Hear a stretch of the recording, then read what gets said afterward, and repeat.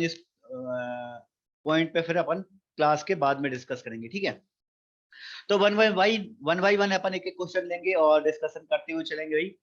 देखो पहला क्वेश्चन था जो मैंने आपको भेजा, which of the following is the basic principle of cell counter. Cell counter जो होता है उसका बेसिक प्रिंसिपल क्या होता है। बड़ा अच्छा क्वेश्चन है भाई। और देखो जितने भी क्वेश्चन आप लोगों ने दिए होंगे अभी टेस्ट में, सारे के सारे बिल्कुल एग्जाम के लेवल के हैं।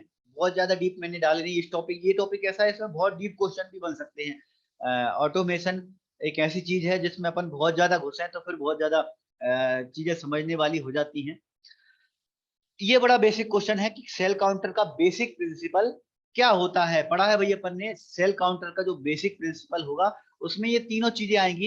एक तो इम्पीडेंस टेक्नोलॉजी है ना, मतलब सेल काउंटर के अंदर क्या क्या चीजें, किस मेथड पे सेल काउंटर काम करता है, वो उसका बेसिक प्रिंसिपल हो गया, है ना। तो उस बेसिक प्रिंसिपल में ये तीनों चीजें सेल काउंटर के अंदर इंक्लूड होती हैं। एक इलेक्ट्रिकल इम्पीडेंस, क्या पढ़ा था इलेक्ट्रिकल इम्पीडेंस के बारे में पढ़ने भाई, कोई भी सेल्स जब एक छोटे से अपर्चर से गुजरती है तो वो अपर्चर इलेक्ट्रिकल फील्ड को रेसिस्ट करता है, तो वो अपना इलेक्ट्रिकल इम्पीडेंस कहलाता है। दूसरा लाइट स्कैटर, अपना डब्ल्यूबीसी वाली जो होती है, डब्ल्यूबीसी का परसेंटेज कितना है ये अपना लाइट स्कैटर बताता है। और तीसरा फ्लोरेसेंस। ये तीनों ही टेक्निक एक सेल काउंटर के अंदर होती है। फ्लोरेसेंस टेक्निक किसके लिए होती है, अगर सेल काउंटर 5 पार्ट है, एडवांस लेवल का है, तो उनमें कई जगह आप देखोगे बड़े सेल काउंटर में रेटिकुलोसाइट काउंट की वैल्यू भी आती है। तो रेटिकुलोसाइट अगर करना हो तो वो भी अपन सेल काउंटर से कर सकते हैं। तो वो ये फ्लोरेसेंस वाली टेक्निक से पॉसिबल होता है। तीनों के तीनों टेक्निक सेल काउंटर के अंदर होते हैं, इसलिए बेसिक प्रिंसिपल में अपने तीनों के तीनों ऑप्शन में आएंगे। आप लोगों का रिस्पॉन्स देखूं मैं, 38 में से 25 लोगों ने सही आंसर दिया। जो लोग कंफ्यूज हुए वो सिर्फ इसी पे चले गए, इम्पीडेंस पे। एक्चुअली देखो थ्योरी अपन ने जब पढ़ी थी कल, सेल काउंटर की शुरुआत तो इम्पीडेंस से ही हुई, ये बात बिल्कुल सही है। सबसे शुरुआत में जो सेल काउंटर बना था उसमें सिर्फ एक ही टेक्नोलॉजी थी, इम्पीडेंस। वो सिर्फ सेल को काउंट करता था। लेकिन आज के टाइम में मॉडर्न में जो सेल काउंटर आ रहे हैं उसमें सब एक हर एक वैल्यू आ रही, करीब 20 से भी ज्यादा पैरामीटर हमको सेल काउंटर देता है। हीमोग्लोबिन की वैल्यू, जितने टोटल डब्ल्यूबीसी, डिफरेंशियल डब्ल्यूबीसी सब कुछ देता है। इसके अलावा रेड सेल इंडिजीज जैसे एमसीवी, एमसीएच, एमसीएससी, आरडीडब्ल्यू, रेटिकुलोसाइट, हर एक वैल्यू में करीब 20 से ज्यादा वैल्यू है एक सेल काउंटर के अंदर जो दे सकता है। तो उसके अंदर बहुत सारी अब मेथड इनपुट हो चुकी हैं। शुरुआत इम्पीडेंस से हुई थी, ये बात बिल्कुल सही है, कुल्टर ने शुरुआत की थी। लेकिन अगर क्वेश्चन इस तरह से आता है कि बेसिक प्रिंसिपल क्या होता है उसका, तो ये तीनों के तीनों उसके ऑप्शन में आएंगे। देखो इस तरह से क्वेश्चन अपन को कंफ्यूज करते हैं, है ना। इसलिए अपना थ्योरी के बाद एमसीक्यू का वो जो पोर्शन रहता है, देखो ब्रजेश ने लिखा है 22 पैरामीटर। ब्रजेश बिल्कुल सही। अलग अलग सेल काउंटर में अलग अलग रेंज है पैरामीटर की। कुछ सेल काउंटर 22 पैरामीटर देते हैं, कुछ थोड़े बहुत कम देते हैं, 18 देते हैं, कुछ थोड़े बहुत ज्यादा भी दे सकते हैं। वो सेल काउंटर पे डिपेंड करता है कि वो सेल काउंटर कौन सा है। तो इसमें जो आंसर होगा वो हमारा आल आंसर होगा, क्योंकि ये सारे के सारे प्रिंसिपल हमारे सेल काउंटर में यूज होते हैं। चलो अगले क्वेश्चन पे आते हैं अपन। अब ये क्वेश्चन देखो, ये बहुत अच्छा क्वेश्चन है। Coulter principle is also known as, Coulter का जो प्रिंसिपल है उसे हम क्या कहेंगे भाई। बिल्कुल पहला जो क्वेश्चन था ना उससे बिल्कुल मिलता जुलता क्वेश्चन है ये। कुल्टर प्रिंसिपल का नाम क्या है वो आपको बताना है। आप देखो यहाँ पर ऑप्शन में एब्जॉर्प्शन, स्कैटरिंग, इम्पीडेंस और कंडक्टिविटी, ये चार ऑप्शन में थे। इम्पीडेंस टेक्नोलॉजी, ये जो हमारे बेलेस कुल्टर थे जिन्होंने सेल काउंटर की खोज की, उन्होंने जो टेक्नोलॉजी डेवलप की थी उस प्रिंसिपल का नाम ही कुल्टर प्रिंसिपल है। सेल काउंटर में भले ही अपन ने देखा अभी 2-3 प्रिंसिपल यूज होते हैं अपने सेल काउंटर के अंदर, लेकिन अगर सिंगल वर्ड होगा कुल्टर प्रिंसिपल, अगर कभी क्वेश्चन आए एग्जाम में, तो कुल्टर प्रिंसिपल में हमारा आंसर सिर्फ इम्पीडेंस ही होगा, क्योंकि उन्होंने सिर्फ एक ही खोज की थी। बाद में जितने भी जो ऑटोमेशन होते हैं उनमें बाद में मॉडिफिकेशन होता रहता है। इक्विपमेंट जो कंपनियां रहती हैं उसमें कुछ ना कुछ और नया ऐड करती जाती हैं। हो सकता है मॉडर्न अभी और लेटेस्ट आ रहे हो तो उनमें कुछ और मॉडिफिकेशन हो गए हों। कुल्टर प्रिंसिपल हम इम्पीडेंस टेक्नोलॉजी को बोलते हैं। आप लोगों का रिस्पॉन्स देखो इस क्वेश्चन में, 24 लोगों ने इसका बिल्कुल सही आंसर दिया भाई। 24-25 लोग बिल्कुल समझ के आंसर देते हैं। बाकी बहुत जल्दबाजी में मत दिया करो। आप देखो क्वेश्चन मैंने कितने कम रखे थे, आधे घंटे के लिए आपको सिर्फ 14-15 क्वेश्चन ही रखे थे, उसमें भी 24 लोगों ने सही दिया। बहुत सारे लोग जो कंफ्यूज हुए वो स्कैटरिंग पे चले गए। स्कैटरिंग तो कुल्टर ने बताया ही नहीं, उसने बताया था सिर्फ इम्पीडेंस का, है ना। तो इम्पीडेंस टेक्नोलॉजी को हम कुल्टर प्रिंसिपल बोलते हैं। चलो अगले क्वेश्चन पे आते हैं भाई। अगला क्वेश्चन है हमारा, cell counter is first introduce by, very important question में अगर ऑटोमेशन से क्वेश्चन कभी बने तो ये क्वेश्चन वेरी इंपोर्टेंट क्वेश्चन की कैटेगरी में आता है। सेल काउंटर की खोज किसने की? जिसने सबसे पहले बताया, अभी थोड़ी देर पहले ही मैं बात कर रहा था, कुल्टर ने किया। लेकिन कुल्टर का पूरा नाम भी आपको याद होना चाहिए, क्योंकि एग्जाम में कभी कभी ऐसा होता है भाई, अपन को सरनेम मालूम है कि कुल्टर ने किया, लेकिन कुल्टर का पूरा नाम क्या है, तो अपन जैसे यहाँ पे मैक्सवेल कुल्टर लिखा है तो उससे अपन कंफ्यूज हो सकते हैं। अगर जिन्होंने पढ़ा हुआ नहीं है तो उनको मालूम है भाई, मिनरे भी सेल काउंटर आते हैं, सिस्मैक्स के भी सेल काउंटर आते हैं। खासतौर पर आजकल ये मिनरे और सिस्मैक्स ही ज्यादा चल रहे हैं, कुल्टर के सेल काउंटर आपको कम देखने को मिलेंगे। ठीक है, तो फिर क्वेश्चन अपन को थोड़ा सा कंफ्यूज करता है, लेकिन अपन ने पढ़ा है थ्योरी में, क्या पढ़ा है अपन ने, सेल काउंटर का जो इंट्रोड्यूस किया था सेल काउंटर पहली बार जिसने बनाया था वो हमारे बेलेस कुल्टर थे, है ना, फॉरेन साइंटिस्ट थे बेलेस कुल्टर। 1956 में इन्होंने सेल काउंटर बनाया था पहला वाला। ठीक है, इसमें बड़ा अच्छा रिस्पॉन्स रहा आप लोगों का, 28 लोगों ने इसमें एकदम करेक्ट आंसर दिए। कुछ 8-10 लोग जो कंफ्यूज हुए वो, वही मैं बात कर रहा था, कुल्टर पे चले गए। कुछ लोगों ने मिनरे भी दे दिया है। वही देखो, एमसीक्यू की जो क्लास रहती है ना वो इसीलिए रहती है, आपको कंफ्यूजन कहाँ कहाँ होती है वो अपन को डिस्कशन करते हैं अपन इस क्लास में। कुल्टर ने इंट्रोड्यूस किया, लेकिन पूरा नाम भी आपको मालूम होना चाहिए, बेलेस कुल्टर, है ना। इन्होंने सेल काउंटर इंट्रोड्यूस किया था, इम्पीडेंस टेक्नोलॉजी इन्होंने ही खोज की थी। ठीक है भाई, तो तीसरा वाला जो आंसर है वो हमारा इसका एकदम करेक्ट आंसर है। आगे चलें अपन, अगला क्वेश्चन है, normal saline solution is used for diluent in cell counter. Cell counter जो होता है उसमें अपन नॉर्मल सलाइन को डाइल्यूएंट की तरह यूज करते हैं। जितनी भी जो सेल काउंटर है उसमें नॉर्मल सलाइन डाइल्यूएंट रहता है, बाकी थोड़ा बहुत उसमें कुछ और ऐड करना है तो वो अलग बात है। देखो, दो रिएजेंट अपन ने सेल काउंटर से पढ़े हैं, एक तो नॉर्मल सलाइन जो डाइल्यूएंट रहता है, दूसरा लाइजर। लाइजर जो रहता है वो सोडियम लॉरेल सल्फेट रहता है। ये दोनों नाम आपको याद होना चाहिए। नॉर्मल सलाइन तो बड़ा कॉमन शब्द है, सोडियम लॉरेल सल्फेट से क्वेश्चन आ भी चुका है। तो नॉर्मल सलाइन सॉल्यूशन का हम यूज करते क्यों हैं, ये हमारा क्वेश्चन था। हम करते हैं, इसमें ऑप्शन में रीजन दिए हैं, तो इनमें से कौन सा रीजन सही था कि वो आइसोटोनिक होता है या इलेक्ट्रिसिटी गुड कंडक्टर होता है या उसमें लाइसिस प्रॉपर्टी होती है, इस तरह से ऑप्शन थे। और पहला और दूसरा जो ऑप्शन में था वो हमारा करेक्ट आंसर था। ये दोनों खासियत होती है नॉर्मल सलाइन में। सबसे पहली बात तो ये ब्लड के साथ बिल्कुल आइसोटोनिक होता है। ब्लड जब भी हम नॉर्मल सलाइन के साथ मिक्स करेंगे तो आरबीसी कभी भी लाइसिस नहीं होंगी। क्यों नहीं होती? क्योंकि नॉर्मल सलाइन जो होगा वो बिल्कुल आइसोटोनिक होता है। अनुराधा ने मैसेज दे रही है। अनुराधा, आप पुराने बैच में थे, अभी नए बैच में आए हो, नए बैच का पैटर्न चेंज हो गया है। अब आपको आंसर क्लास से पहले ही देना पड़ता है। क्लास से पहले ही मैं आप लोगों को लिंक भेज देता हूँ और पहले ही आप आंसर देते हो, तो मेरे पास सबकी रिस्पॉन्स शीट रहती है, वो अपन डिस्कस करते हैं। ठीक है, तो भाई एक तो ब्लड के साथ ये आइसोटोनिक होता है नॉर्मल सलाइन, ठीक है, और दूसरा ये इलेक्ट्रिसिटी का अच्छा कंडक्टर होता है। ऐसा क्यों? क्योंकि नॉर्मल सलाइन में देखो एक पॉजिटिव आयन भी है और नेगेटिव आयन भी है। पॉजिटिव आयन हमारा सोडियम रहता है, क्लोराइड हमारा नेगेटिव आयन होता है।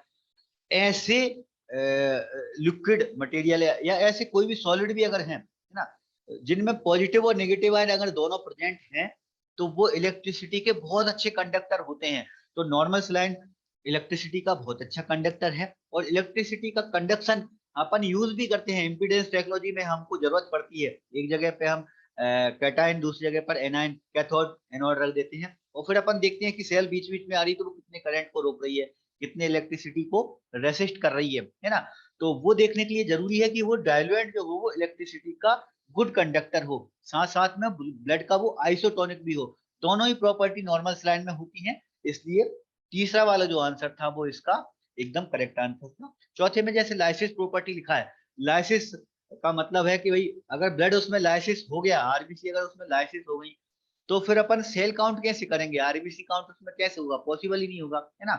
तो तीसरा आंसर इसमें एकदम करेक्ट आंसर था। आप लोगों का रिस्पॉन्स देखूं तो इसमें 23 लोगों ने बिल्कुल सही आंसर दिया। ज्यादातर बहुत सारे लोग कंफ्यूज हुए थे लाइसिस प्रॉपर्टी पे, 10 लोग यहाँ पर कंफ्यूज हुए हैं लाइसिस प्रॉपर्टी पे। भाई नॉर्मल स्लाइन, नॉर्मल स्लाइन जो होता है वो लाइजर होता ही नहीं है। लाइजर कौन सा है सेल काउंटर में, लाइजर जो होता है वो सोडियम लॉरेल सल्फेट होता है। सोडियम लॉरेल सल्फेट क्या काम करता है, वो आरबीसी को तो लाइसिस कर देगा, और डब्ल्यूबीसी काउंट खासतौर पे डब्ल्यूबीसी काउंटिंग के लिए होता है। तो डब्ल्यूबीसी काउंटिंग के लिए जरूरी होता है कि पहले आरबीसी लाइसिस हो। तो सोडियम लॉरेल सल्फेट जो होगा वो आरबीसी को लाइसिस कर देगा, फिर आगे अपन उससे डब्ल्यूबीसी की काउंटिंग करते हैं।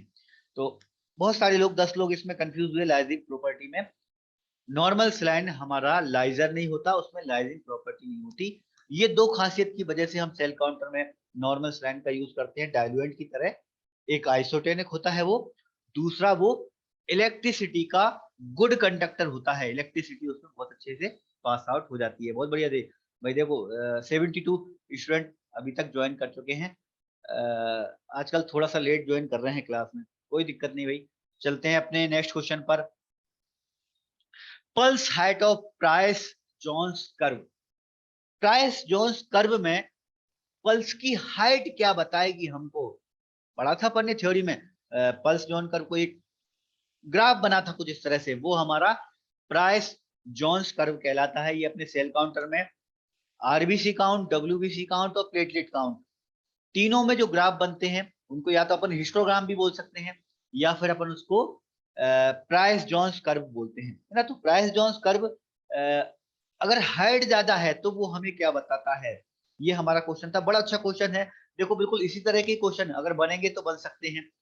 सेल की पॉपुलेशन बताया था हमको वो, सेल की पॉपुलेशन मतलब सेल का काउंट कितना ज्यादा है, जितना ज्यादा काउंट होगा उसकी हाइट उतनी ज्यादा होगी, जितना सेल का काउंट कम होगा उतनी उस ग्राफ की हाइट कम होगी। एक बार अपन ग्राफ को खोलते हैं फिर अपन समझते हुए चलते हैं। ये ग्राफ देखो आप, ये मैंने प्राइस जोन्स कर्व आपके सामने खोला है।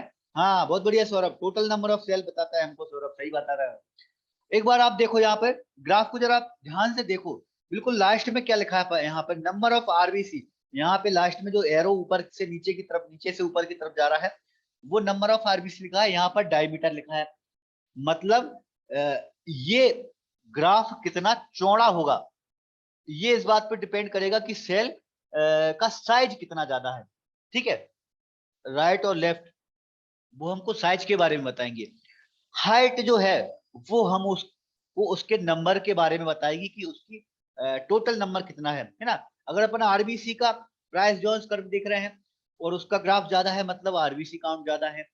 डब्ल्यूबीसी का देख रहे हैं तो डब्ल्यूबीसी का काउंटिंग बताएगी, प्लेटलेट का देख रहे हैं तो प्लेटलेट की काउंटिंग बताएगी। ठीक है भाई, तो ये इसकी जो हाइट है वो हमको इसके नंबर बताएगी, और इसकी जो विड्थ है, चौड़ाई है, वो हमको इसके साइज के बारे में बताएगी। तो इस साइज में देखो आप, अगर ये राइट साइड में जा रहा है तो ये हमको बता रहा है कि साइज बड़ा है, अगर लेफ्ट साइड में जा रहा है तो ये हमको बता रहा है कि साइज छोटा है आरबीसी का, है ना। माइक्रो साइड की कंडीशन में लेफ्ट साइड में जाएगा, और मैक्रो साइड की कंडीशन में, मैं उल्टा हाथ कर रहा हूँ, मैक्रो साइड की कंडीशन में हमारे राइट साइड की जाएगा, की तरफ जाएगा। ठीक है, इस क्वेश्चन में आप लोगों का रिस्पॉन्स देखूं मैं, बहुत कंफ्यूज हुए इस क्वेश्चन में आप लोग। सिर्फ 8 लोग ही इसका सही आंसर दे पाए हैं। 38 में से 30 लोगों का आंसर इनका बिल्कुल गलत है भाई। ज्यादातर लोग कंफ्यूज बिल्कुल हर तरह के आंसर पे गए वैसे। 10 लोगों ने पहला, 11 लोगों ने दूसरा, और 9 लोगों ने चौथा आंसर दिया। इसमें अलग अलग आंसर आए हैं आप लोगों के इसमें।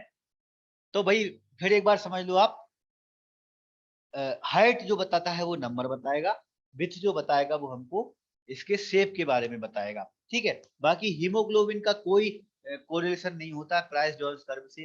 प्राइस जोन कर्व हमारे सिर्फ नंबरिंग के लिए होता है। ठीक है, शेप, साइज और पॉपुलेशन, तीन चीजें हमको प्राइस जोन्स के कर्व के माध्यम से अपन को पता चलती है। चलो अगले क्वेश्चन पे आते हैं। देखो टॉपिक थोड़ा सा समझने वाला टॉपिक है। अगर आपने समझ लिए सारे कॉन्सेप्ट को तो आराम से इजीली आपके सारे के सारे क्वेश्चन बन जाएंगे। अगले क्वेश्चन पर आ गया हूं मैं। Which technique measure the haemoglobin with the help of auto analyser. अगर हम ऑटो एनालाइजर से हीमोग्लोबिन लगा रहे हैं, मतलब सेल काउंटर से अगर हम हीमोग्लोबिन लगा रहे हैं, तो फिर कौन सी टेक्निक यूज होगी ये आपको बताना। मैनुअल मेथड तो अपन ने करीब 7-8 मेथड पढ़ी हैं, उसमें साइनोमेथमोग्लोबिन अपनी सबसे कॉमन होती है, साइली भी पढ़ी है, हीमोक्यू, कुछ और भी मेथड पढ़ी है अपन ने, है ना, स्पेसिफिक ग्रेविटी मेथड पढ़ी, ये वो सारी मैनुअल थी। ऑटोमेशन में करेंगे तो उसमें कौन सी टेक्निक यूज होगी, ये हमारे ऑप्शन में थे। इम्पीडेंस था, स्कैटर, एब्जॉर्प्शन या फिर ऑल ऑफ द अबव, ये हमारे 4 ऑप्शन में थे। और एक बार अपन आंसर देखें और फिर आप लोगों का भी रिस्पॉन्स देखूंगा मैं। एब्जॉर्प्शन मतलब भाई मैनुअल मेथड में जो साइनोमेथमोग्लोबिन मेथड करते हैं ना अपन, साइन मैथ वाली, एक्चुअली सेल काउंटर के अंदर भी वही मेथड होती है, साइन मैथ वाली मेथड, है ना। जिस तरह से अपन ने साइन मैथ में क्या देखा था भाई, उसकी इंटेंसिटी जितनी ज्यादा होगी, बियर्स एंड लंबर्ट्स लॉ पर फॉलो करता है अपना कोलोरीमीटर, है ना, लगभग कोलोरीमीटर पे एब्जॉर्प्शन जितनी ज्यादा होगी वैल्यू उतनी ज्यादा होगी। हीमोग्लोबिन सेल काउंटर के अंदर अगर अपन लगा रहे हैं तो उसके अंदर भी साइन मैथ के थ्रू ही हीमोग्लोबिन लगता है, तो उसमें भी लाइट के एब्जॉर्प्शन से ही अपन हीमोग्लोबिन का कंसंट्रेशन नापते हैं, है ना। इम्पीडेंस सिर्फ अपने काउंटिंग के लिए है, स्केटर जो है वो सिर्फ डब्ल्यूबीसी के लिए, डब्ल्यूबीसी के डिफरेंशियल डिफरेंशियल डब्ल्यूबीसी के लिए स्केटर है, इम्पीडेंस काउंटिंग के लिए, और लाइट एब्जॉर्प्शन जो है वो अपने हीमोग्लोबिन कंसंट्रेशन के लिए होती है। इसमें देखूं आप लोगों का रिस्पॉन्स, तो इसमें तो बहुत ज्यादा कंफ्यूज हो गए आप लोग। 38 में से 30 लोगों का answer all of the above है। इसमें किस तीनों ही आएंगी, इसमें हीमोग्लोबिन में तीनों नहीं आएंगी भाई, है ना। यहाँ पर देखो सिर्फ हीमोग्लोबिन लिखा था, क्वेश्चन में डिफरेंट है। पहला जो क्वेश्चन था उसमें प्रिंसिपल पूछा था कि सेल काउंटर का प्रिंसिपल क्या होता है, तो प्रिंसिपल में इम्पीडेंस भी आएगा, स्कैटर भी आएगा, एब्जॉर्प्शन भी आएगा, ये बिल्कुल सही बात है ना। लेकिन सिर्फ हीमोग्लोबिन की बात करें अगर, तो हीमोग्लोबिन में सिर्फ एब्जॉर्प्शन टेक्निक ही यूज होती है भाई, ठीक है। इसमें बहुत कंफ्यूज हुए आप लोग। सिर्फ एक ही स्टूडेंट है जिसका आंसर सही है इस क्वेश्चन में, बाकी सबका आंसर 37 लोगों का इसमें गलत आंसर है। एक स्टूडेंट कौन है मैं चेक करूंगा बाद में, ठीक है। ज्यादातर लोगों ने आल आंसर दिया था, तो भाई इसमें नहीं होना कंफ्यूज आपको। हीमोग्लोबिन में अपनी साइन मेथड ही लगती है, अपनी साइन मेथमोग्लोबिन वाली मेथड सेल काउंटर के अंदर भी, ठीक है। चलो अगले क्वेश्चन पे आते हैं अपन।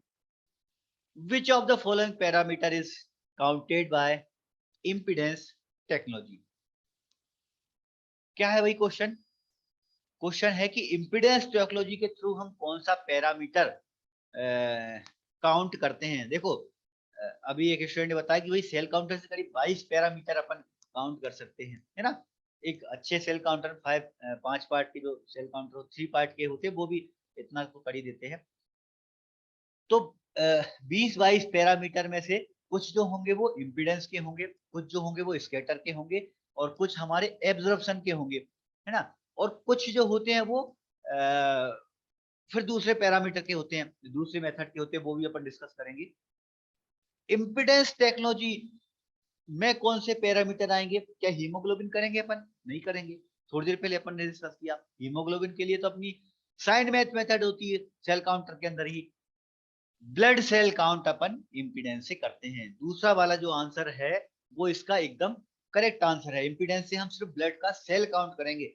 डिफरेंशियल का अगर अपन बात करें तो डिफरेंशियल काउंटिंग अपनी डिफ्रेक्शन वाली जो ग्राफ है, स्कैटर स्कैटर ग्राफ के थ्रू अपन डिफरेंशियल काउंट करते हैं। और चौथा यहाँ पर रेड सेल इंडिसेस लिखा है। रेड सेल इंडिसेस में कौन कौन से आते हैं अपने, MCH, MCSC, MCV, है ना। ये जो वैल्यू होती है वो ज्यादातर कैलकुलेटेड वैल्यू होती है सेल काउंटर के अंदर, सेल काउंटर उसको कैलकुलेट करके वैल्यू देता है रेड सेल इंडिसेस को, ठीक है। दूसरा वाला आंसर इसमें बिल्कुल सही आंसर था। और आप लोगों का रिस्पॉन्स देखूं तो 14 लोगों का इसमें सही आंसर है। वो बहुत कंफ्यूज हुए भाई, इसमें भी आप लोग, ज्यादातर लोग कंफ्यूज हुए हैं डिफरेंशियल पे। डिफरेंशियल सिर्फ स्केटर, स्केटर जो ग्राफ रहता है वो ही हमको, स्केटर के लिए प्रिंसिपल कौन सा होता है भाई? फोकस लेजर बीम टेक्नोलॉजी है ना, उसका जो टेक्नोलॉजी का नाम है वो है focus laser beam technology. Focus laser beam technology के थ्रू अपन डिफरेंशियल काउंट करते हैं, ठीक है, ये आपको ध्यान रखना है भाई, है ना। देखो मुझे तो लग रहा था बहुत सिंपल टॉपिक है और ज्यादातर लोग इसके सही आंसर देंगे जितने भी क्वेश्चन मैं दूंगा, लेकिन ऐसा नहीं है। बहुत सारे क्वेश्चन में आप बहुत कंफ्यूज हो रहे हैं भाई। कभी एग्जाम में देखो एक आध क्वेश्चन बन गया, और एक एक सिंगल सिंगल क्वेश्चन भी अपने लिए बड़े इंपॉर्टेंट होते हैं, है ना। भले ही ज्यादा क्वेश्चन नहीं आए इस टॉपिक से, लेकिन ये टॉपिक हमेशा इंपॉर्टेंट टॉपिक की कैटेगरी में ही आता है, क्योंकि सीबीसी बड़ी इंपॉर्टेंट इक्विपमेंट है हेमेटोलॉजी में। कोई बात नहीं राहुल, कंफ्यूज हो गए थे तो चलो अगले क्वेश्चन पे आते हैं। इन WBC chamber of analyzer which volume is suitable for counting of lymphocyte? बड़ा अच्छा क्वेश्चन है, थोड़ा सा अलग हटके क्वेश्चन है। देखो एक चीज मैं बताऊं आपको, सेल काउंटर के अंदर दो चेंबर होते हैं, एक आरबीसी का और दूसरा WBC का। प्लेटलेट का कोई अलग चेंबर नहीं होता। प्लेटलेट की जो काउंटिंग होगी वो आरबीसी चेंबर के अंदर ही होगी, है ना। एक आरबीसी का चेंबर, दूसरा WBC का चेंबर, है ना। तो WBC वाला जो चेंबर होगा उसमें जब लिम्फोसाइट की काउंटिंग होगी, तो वो लिम्फोसाइट काउंटिंग करते टाइम कितने साइज की सेल को लिम्फोसाइट में काउंट करेगा। सेल काउंटर हमारा यही करता है, जितनी भी सेल जब गुजरती है उसके सामने से, ठीक है, फोकस लेजर बीम के थ्रू गुजरती हैं या फिर इम्पीडेंस से भी, तो वो साइज को मेजर करता जाता है। छोटी साइज गुजरी तो उसने छोटे सेल में काउंट कर ली, बड़ी साइज की जैसे ज्यादा बड़े साइज की निकली मतलब वो समझ गया कि भाई मोनोसाइट गुजरी है। छोटे साइज की गुजरी इसका मतलब उसको या तो लिम्फोसाइट गुजरी है ना, या फिर बेसोफिल गुजरी है। बेसोफिल का साइज भी छोटा होता है, लिम्फोसाइट में भी तो देखो स्मॉल लिम्फोसाइट का साइज छोटा होता है, लार्ज लिम्फोसाइट का साइज थोड़ा बड़ा होता है। तो साइज के आधार पर ही सेल काउंटर ये डिसाइड करता है कि वो सेल कौन सी है, लिम्फोसाइट है, मोनोसाइट है, न्यूट्रोफिल्स है, यूसिफिल है ना। एक तो साइज और दूसरे फिर उसके ग्रेन्यूल, उसके आधार पर। अगर लिम्फोसाइट की बात करें तो लिम्फोसाइट में 35 से लेकर 92 फेम्टोलीटर इतने साइज की अगर सेल उसके सामने से गुजरी है तो उसको वो लिम्फोसाइट में काउंट करेगा। इसको समझते हैं इस क्वेश्चन को। उससे पहले मैं आप लोगों का रिस्पॉन्स देखूं कि आप लोगों ने कैसा आंसर दिया इसका। इसमें आधे लोगों का आंसर सही था, 19 लोगों का आंसर बिल्कुल सही है। और देखो आधे लोग इसमें कंफ्यूज हुए हैं। जिन लोगों ने आंसर दिया उन्होंने 13 लोगों ने पहला आंसर दिया 2 से 20 फेम्टोलीटर। आप लोगों ने सेल काउंटर चलाए हैं, चलाए जरूर है, लेकिन उससे एक प्रिंट आउट निकलता है, उस पर कभी ध्यान नहीं दिया। ये निकलता है एक प्रिंट आउट, देखा होगा आप लोगों ने। सेल काउंटर हम चलाते थे, एक छोटी सी पर्ची निकल के आती है, उस पर्ची को आप ध्यान से देखना। उस पर्ची में जो वैल्यू रहती है वो तो आप आराम से पढ़ लेते हो, है ना। हीमोग्लोबिन की वैल्यू कितनी है, आरबीसी कितनी है, WBC कितनी है, वो तो फिर कोई भी देख सकता है। वो तो एक नॉर्मल पेशेंट है, उसको भी अगर पर्ची पकड़ा दो तो वो भी देख के, अगर थोड़ा बहुत पढ़ा लिखा है तो वो देख के बता देगा कि इतना काउंट है हमारा, इतना हीमोग्लोबिन है। भाई टेक्नीशियन तो आप तब है ना जब आप उसके अंदर की चीजों को समझें, है ना। तो अंदर की चीजों में यही आते हैं हमारे, ये ग्राफ के हो गए हैं, है ना। अंदर अगर कोई मिस्टेक आ रही है तो वो ग्राफ भी हमको बहुत सारी चीजें बताता है ना। समझो इसको एक बार आप। क्वेश्चन क्या था भाई, कितने साइज की सेल को वो लिम्फोसाइट में काउंट करेगा। WBC हिस्टोग्राम पे आप ऊपर वाला जो WBC हिस्टोग्राम है उसको आप ध्यान से देखो। उसमें WBC जो वाला जो हिस्टोग्राम होता है वो 3 पार्ट में डिवाइड होता है। शुरुआत का जो पार्ट होता है वो लिम्फोसाइट के लिए होता है। बीच वाला जो पार्ट होता है वो दूसरी सेल जैसे यूसिनोफिल के लिए, बेसोफिल के लिए, इनके लिए होता है। और बाद वाला जो होता है वो न्यूट्रोफिल्स के लिए होता है। लिम्फोसाइट के लिए शुरू वाला क्यों है? क्योंकि लिम्फोसाइट में ज्यादातर जो लिम्फोसाइट होती है वो स्मॉल लिम्फोसाइट होती है, और स्मॉल लिम्फोसाइट का साइज एक आरबीसी के बराबर होता है। आप अगर स्लाइड देखे होंगे, स्लाइड का प्रिंसिपल भी यही है। स्लाइड अगर हम देख रहे हैं तो हमको अगर ये देखना है कि आरबीसी छोटी तो नहीं है, बड़ी तो नहीं है, तो हमको सबसे पहले क्या करना पड़ेगा, हमको सबसे पहले स्लाइड में एक स्मॉल लिम्फोसाइट को ढूंढना पड़ेगा। स्मॉल लिम्फोसाइट से आसपास की आरबीसी हम देखेंगे, अगर वो आरबीसी छोटी है तो इसका मतलब ज्यादातर आरबीसी छोटी है। अगर उसके आसपास की आरबीसी लिम्फोसाइट से बड़ी है, इसका मतलब ज्यादातर आरबीसी बड़ी है, मैक्रोसाइट है ना।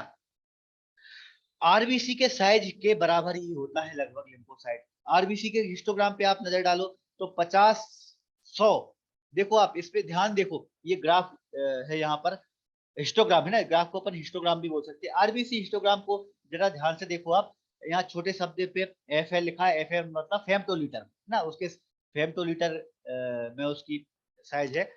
शुरुआत कहाँ से हुई भाई इसकी, 50 से लेकर फिर आगे 100, 100 से फिर 200, 300 इस तरह से गई है ना।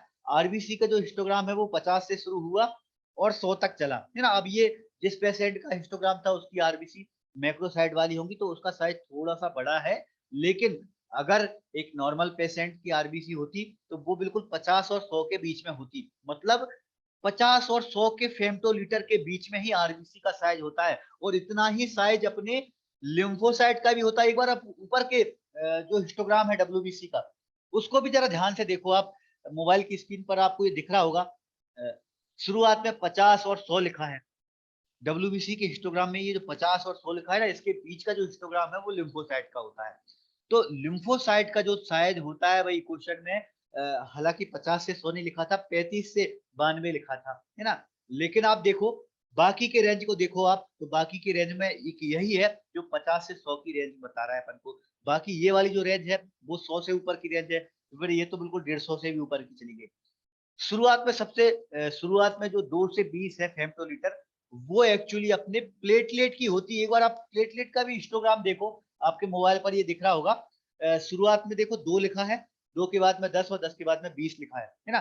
2 से लेकर 20 फेमटोलीटर इतने साइज की सेल जब फोकस लेजर बीम से या गुजरती है तो या अपने इम्पीडेंस टेक्नोलॉजी से गुजरती है, तो उसको वो प्लेटलेट काउंट में काउंट करता है हमारा सेल काउंटर। ठीक है, 2 से लेकर 20 फेमटोलीटर किसकी हो गई हमारी, प्लेटलेट की, है ना। 2 से 20 प्लेटलेट की, 35 से 95 लिम्फोसाइट की भी है और आरबीसी की भी है ना। 35 से लेकर आप 100 तक मान लो, 35 से 100 तक आरबीसी की। डब्ल्यूबीसी में फिर जो न्यूट्रोफिल्स हैं, मोनोसाइट हैं, उनके साइज फिर ज्यादा रहते हैं, तो उनके फिर 100 से 200 के फेमटोलीटर के बीच में उनके होते हैं, है ना। तो ये हिस्टोग्राम देखो, भले ही आप लोगों ने बुक में नहीं पढ़ा है, लेकिन आप जहाँ पे काम करते हैं तो सेल काउंटर तो 100% हर टेक्नीशियन ने सेल काउंटर तो चलाया ही होता है, बिल्कुल सबसे कॉमन इक्विपमेंट है ये। लेकिन आप चलाते जरूर है, लेकिन इन चीजों पे कभी आप फोकस नहीं करते।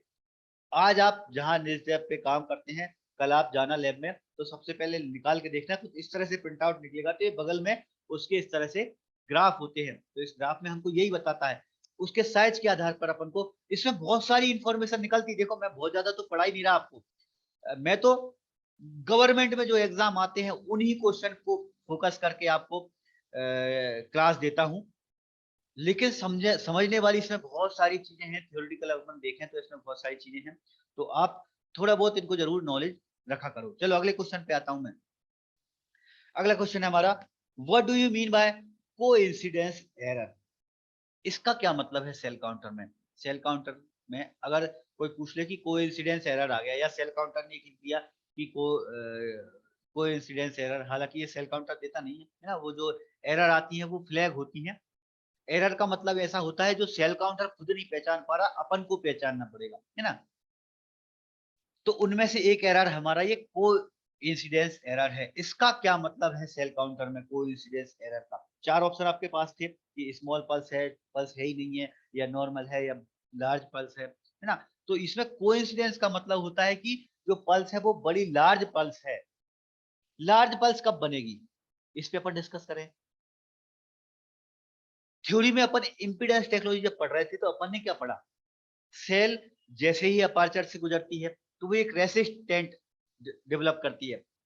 जितना ज्यादा उसने रेसिस्टेंट किया उतनी उसकी पल्स बनी, है ना। अब कभी कभी क्या होता है, अपर्चर से वैसे तो एक एक सेल गुजरना चाहिए, है ना। सेल काउंटर जो बनाया है गया है वो कुछ इस दिख नहीं रहा है। सौरभ ने एक मैसेज लिखा है दिख नहीं रहा, बाकी लोग बताएं। मेरे यहाँ से तो सब कुछ क्लियर है, बाकी लोग क्लियर है कि भाई।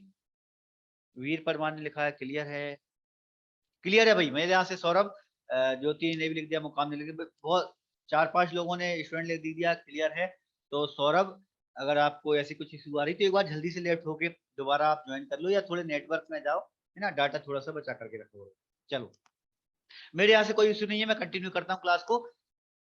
देखो, सेल काउंटर में पहली चीज तो ये है कि अपार्चर का जो साइज होता है, बनाने वाला उसको बिल्कुल इतने साइज की बनाता है अपार्चर को कि उससे एक एक सेल ही गुजरे, और उसके हिसाब से फिर वो साइज के हिसाब से सेल काउंटर उसको काउंट करता जाए। लेकिन कभी ऐसा हो सकता है कि 2 सेल चिपक के चली गई एक साथ। अगर वो 2 सेल एक साथ चली गई हैं तो वो सेल काउंटर 2 सेल को अलग अलग काउंट नहीं कर पाता। अगर एक साथ चिपक के चली गई तो उनको सेल काउंटर को लगेगा कि ये एक बड़ी सेल गुजर के चली गई सामने से, है ना। तो जब इस तरह की चीज होती है सेल काउंटर के अंदर, तो इसी को ही हम कोइंसिडेंस एरर कहते हैं। यहाँ पे कोइंसिडेंस हो चुका है। कैसा है कोइंसिडेंस हुआ कि भाई एक साथ दो दो जो सेल है वो एक साथ चली गई। अब 2 सेल एक साथ गई थी तो उनका साइज भले ही नॉर्मल था, लेकिन दोनों सेल जब एक साथ गई तो सेल काउंटर ने उसको एक ही सेल माना। एक ही सेल मानने की वजह से उसको एक बड़ी सेल में वो काउंट कर लेगा, और बड़ी सेल में काउंट करने करेगा तो क्या होगा भाई, पल्स जो बनेगी वो कैसी बनेगी, उसकी हाइट ज्यादा होगी, लार्ज पल्स बनेगी, बड़े फैल के पल्स बनेगी, है ना। उसका साइज जो होगा वो बहुत ज्यादा बनेगा, है ना। तो अगर थोड़ा बहुत है, जैसे मान लो मैं फॉर एग्जांपल बता रहा हूँ, मान लो 100 सेल्स गुजरने के बाद सेल काउंटर से काउंट होती है सेल, तो सेल 100 में से मान लो 1-2 हो गई हैं ऐसी चली गई चिपक के, तो कोई दिक्कत नहीं। लेकिन अगर ज्यादा आती हैं तो वो फिर सेल काउंटर में क्या होता है, वो उसको बड़ी सेल में काउंट कर लेगा। तो भले ही आरबीसी अपने नॉर्मल साइज की भी हैं, नॉर्मल साइज के होने के बावजूद भी सेल काउंटर मैक्रो साइट में उसको काउंट कर देगा। तो ये जो कोइंसिडेंस एरर है, इसका मतलब होता है कि जो पल्स है वो बहुत बड़ी पल्स बनेगी, है ना। चलो आगे चलते अपन। घनश्याम ने लिखा है कि क्लियर है, वो आप बोर्ड के बीच में थे, उसके लिए बोल रहा था। ओके ओके, चलो मैं थोड़ा सा साइड होके बोल दूंगा, ठीक है। चलो कोई बात नहीं भाई, थोड़ा सा साइड हो जाऊंगा मैं।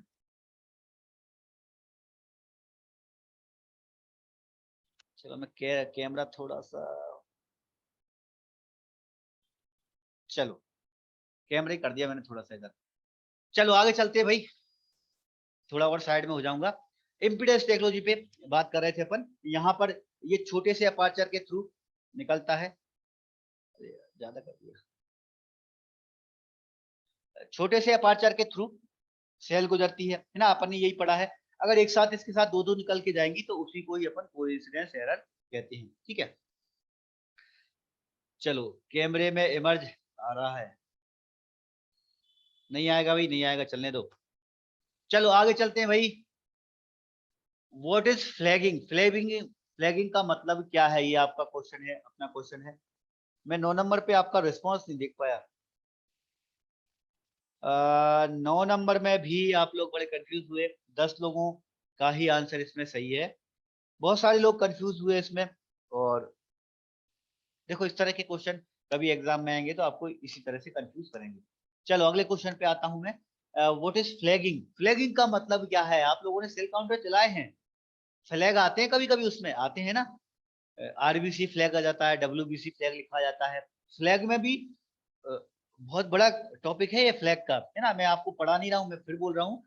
ऑटोमेशन या किसी भी सब्जेक्ट से मेरा फोकस रहता है कि मैं गवर्नमेंट की आपको तैयारी करा रहा हूँ, तो उन्हीं चीजों पे ही फोकस करूँ जो गवर्नमेंट गवर्नमेंट में आ सकती हैं। सेल काउंटर बहुत छोटा टॉपिक नहीं है, उसको समझने वाली बहुत सारी चीजें हैं। फ्लैग की बड़ी लंबी रेंज है। आर यू फ्लैग है, R2 फ्लैग है, WU फ्लैग है, इस तरह से करीब 8 से 10 फ्लैग है। उनके सबके अलग अलग मतलब हैं, उनके ज्यादा मतलब में नहीं जाऊंगा मैं। बस उसकी एक डेफिनेशन, कभी एग्जाम में क्वेश्चन आ गया तो कभी डेफिनेशन से क्वेश्चन आ सकता है कि फ्लैग का मतलब क्या होता है। फ्लैग का मतलब ये है कि भाई जब हम सेल काउंटर से लगा रहे हैं, है ना, तो सेल काउंटर ने ही हमको बताया कि उसमें कोई एबनॉर्मल रिजल्ट है, तो वो उसके फ्लैग के अंदर इंक्लूड होता है ना। तो ऐसा कोई सिग्नल जो हमको एबनॉर्मल रिजल्ट बताता है ना। कोई भी एबनॉर्मल, किसी के काउंट बड़े हैं, कम है ना, तो एक छोटा सा फ्लैग आएगा है ना, खास तौर पर स्टार लगा होगा और स्टार के बगल में उसके फ्लैग लगे रहते हैं, है ना। तो फ्लैग में भी फिर अलग अलग टाइप के जो फ्लैग होते हैं, उनकी डेफिनेशन फिर अलग अलग होती है। कई जगह पर वो ये बताते हैं कि भाई ये एबनॉर्मल रिजल्ट आया है, ये मशीन की वजह से भी हो सकता है ना। तो वो आपको समझना जरूरी होता है। फ्लैग का सिर्फ इतनी डेफिनेशन आप समझ लो, बहुत ज्यादा डीप मत जाना आप। फ्लैग का मतलब होता है कि सेल काउंटर से अगर कोई एबनॉर्मल रिजल्ट आ रहा है तो उसको वो फ्लैग के थ्रू हमको मशीन बताती है।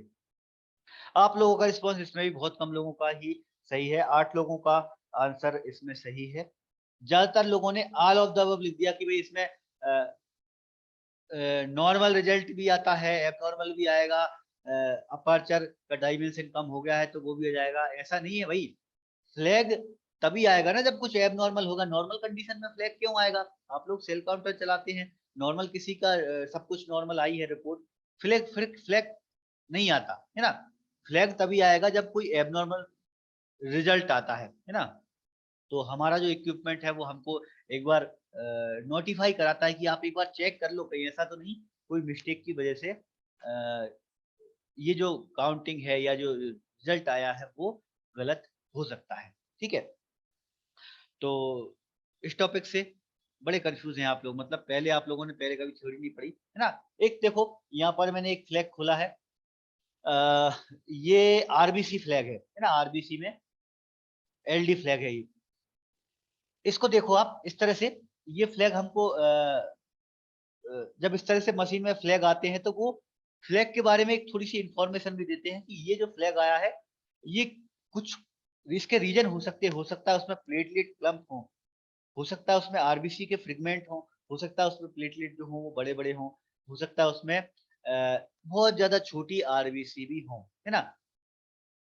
तो सेल काउंटर जब ये फ्लैग देता है तो फ्लैग के टाइम पे हमको बताता है कि भाई अ, हो सकता है कि कुछ एबनॉर्मलिटी का मतलब ये है जो नॉर्मल वैल्यू है उनके अलावा कुछ और दूसरे कारण भी हो सकते हैं। मान लो किसी के प्लेटलेट में क्लम्प है ना, ब्लड हल्का फुल्का क्लॉट हो गया है, तो अगर वो क्लॉट हो गया है ना, सैंपल अगर मान लो क्लॉट हो गया मतलब एक साथ कुछ प्लेटलेट एक साथ चिपक के अगर ब्लड में चिपक गए हैं तो वो बहुत सारे प्लेटलेट चिपक गए तो वो एक सेल के बराबर काम करेंगे। तो अगर वो प्लेटलेट बहुत सारे आएंगे तो वो आरबीसी में काउंट हो सकते हैं, है ना। इस तरह से बताया उन्होंने, है ना।